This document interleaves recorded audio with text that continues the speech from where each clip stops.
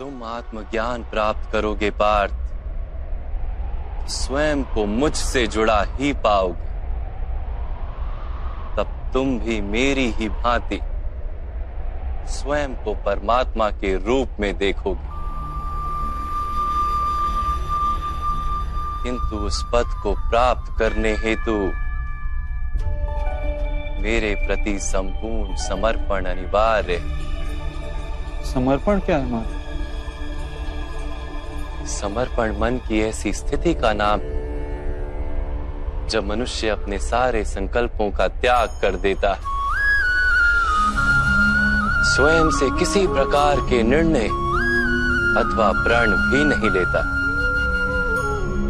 जिस प्रकार के कार्य उसे दिए जाते हैं उसी प्रकार के कार्य करता है। वास्तव में समर्पण का अर्थ होता है अपने आप, अपने मन को, बुद्धि को, ज्ञान को, इच्छा को, आशा को, अपनी भावनाओं को, अपना सब कुछ किसी को अर्पण कर देना। और ऐसे समर्पण को भक्ति कहते हैं।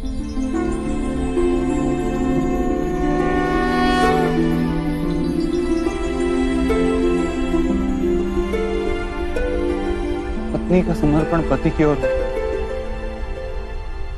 एक योद्धा का समर्पण सेनापति की ओर होता है। एक शिष्य के हृदय में गुरु भक्ति होती है। क्या ये सारी भक्तियां एक समान? क्या सबको ईश्वर की प्राप्ति होती है? नहीं पार्थ, मनुष्य जिसके प्रति समर्पित होता है उसी के रूप में ढलने लगता है। उसके मन में कोई संदेह, कोई प्रश्न जन्म नहीं लेता। किसी दुष्ट के प्रति समर्पण उस मनुष्य के कार्यों को दूषित कर देता है। अंगराज कर्ण ने धर्म को जानते हुए भी द्यूत सभा में पांचाली को अपशब्द कहे थे। जो 5-5 पुरुषों के साथ संबंध रखती है, वैश्या होती ऐसी स्त्रियां, वैश्या होती ऐसी स्त्रियां। उसका कारण था अंगराज का भ्राता दुर्योधन के प्रति समर्पण। इस युद्ध में उन्हें जो दंड मिलेगा वो किसी जन्म या जाति के लिए नहीं, अथवा एक दुष्ट के प्रति समर्पण के लिए उन्हें दंड मिलेगा।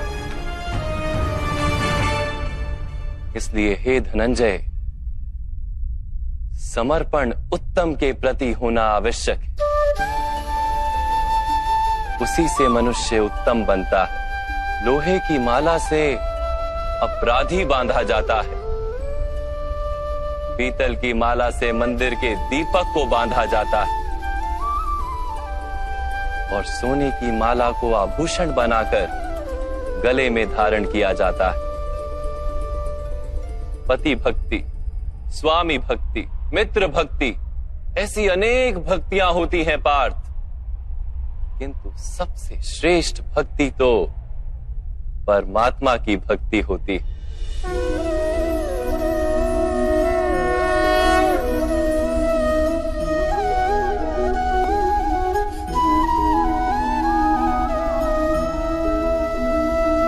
किंतु परमात्मा की भक्ति का सांख्य अथवा कर्म योग से क्या संबंध है? सांख्य योग के कारण मनुष्य स्वयं को आत्मा के रूप में जानता है। कर्म योग से वो जीवन के बंधनों से छूट जाता है, और भक्ति के कारण मनुष्य को परमात्मा के वास्तविक रूप का ज्ञान होता है। परमात्मा के ज्ञान से मनुष्य जन्म मरण के फेरों से छूटकर सच्चिदानंद स्वरूप को प्राप्त कर लेता है। परमात्मा में समाकर स्वयं परमात्मा हो जाता है। जैसे जल की छोटी सी बूंद जब सागर में मिलती है तो स्वयं सागर बन जाती है। अर्थात इस शरीर का कोई महत्व ही नहीं है माधव। अवश्य महत्व है पार्थ। शरीर के माध्यम से ही मनुष्य को परमात्मा का साक्षात्कार होता है। मृत्यु और नए जन्म के बीच के समय में आत्मा के ज्ञान में वृद्धि नहीं हो पाती। इस जन्म में प्राप्त अनुभव, ज्ञान, विचार और अभ्यास को लेकर आत्मा नया शरीर धारण करती है। आत्मा की प्रगति और अधोगति शरीर में रहकर ही संभव है।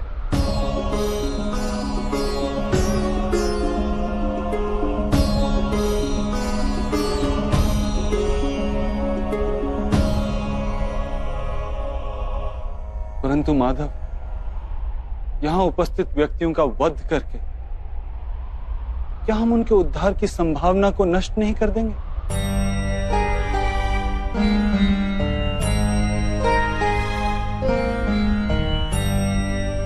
तुम्हारे शत्रु धर्म की मर्यादा को तोड़ चुके हैं पार्थ। अधर्म ही उनका स्वभाव बन गया है। उनका उद्धार अब असंभव है।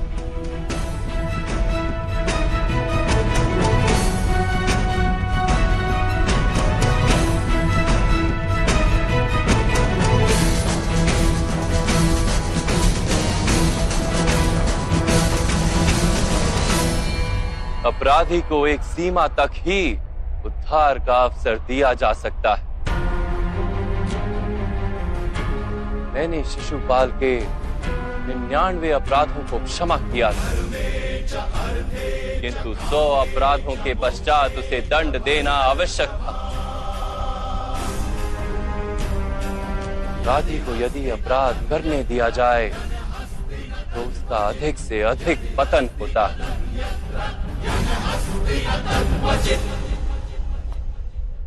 उसे अधर्म से रोकने में ही करुणा है धनंजय। ये आत्माएं मरेंगी नहीं। अधर्म से दूषित शरीर का त्याग करके नया शरीर धारण करेंगे और उस शरीर में उनकी प्रगति की संभावना अधिक होगी।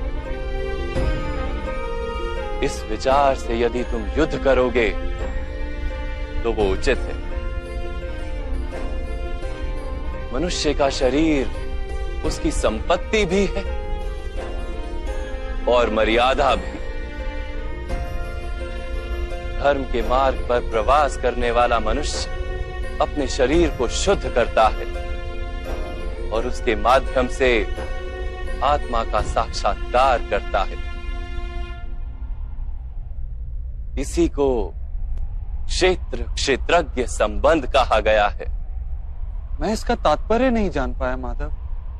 जब मनुष्य ये जान लेता है कि उसका शरीर एक भूमि का टुकड़ा है अर्थात क्षेत्र है और वो उस शरीर में रहने वाला, उस शरीर को समझने वाला अर्थात क्षेत्रज्ञ है, तब वो शरीर के माध्यम से अपनी प्रगति साध पाता है। आत्मा शरीर में रहकर 3 गुणों का समतोलन करती है। तमस को घटाकर सत्व को बढ़ाने का उपाय करती है और ईश्वर की भक्ति करके परमात्मा के साथ एक हो जाती है। भक्ति कैसे की जाती है माधव? क्या समर्पण ही भक्ति नहीं? नहीं पार्थ, समर्पण तो भक्ति का प्रथम चरण है। वास्तव में भक्ति किसी कार्य का नाम नहीं, वो तो केवल मनस्थिति का नाम है। आवश्यक है कि मनुष्य जब तब यज्ञ, याग, यम, नियम, योग और स्वाध्याय के माध्यम से अपने अंतर को शुद्ध करे और परमात्मा के प्रति समर्पित रहे। मनुष्य अपने सारे कार्य, सभी कार्यों के फल, अपने जीवन का प्रत्येक श्वास परमात्मा को समर्पित करता रहे।